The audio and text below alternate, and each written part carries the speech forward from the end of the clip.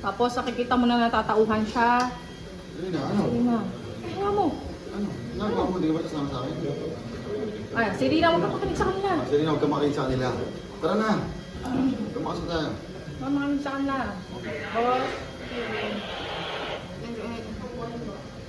Sinusunod mo si ate. Ibilan natin puso mo kung ayaw. Hindi. Hindi ako papayag.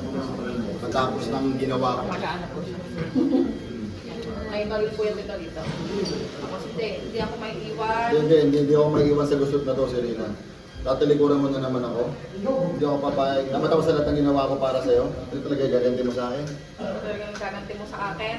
Tapos, direct dito natin papasukin ang mga pulis. Sige ba?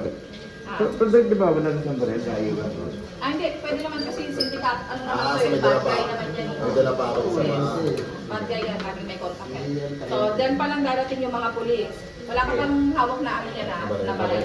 Tapos, darating ang pulis. Kasama sila Adi. Kung dumating yung pulis, saka kaya ka ng finger na ipuputok. Tapos, hingi na ng units na tumingin ka doon, may tinignan. Tapos,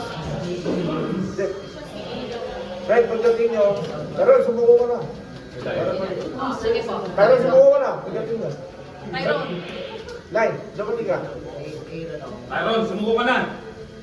Tyrone, Serena, sumuko ka na. Tyron, Selena, Selena. Serena, sumuko ka na. Sumuko na kayo. Sumuko na kayo.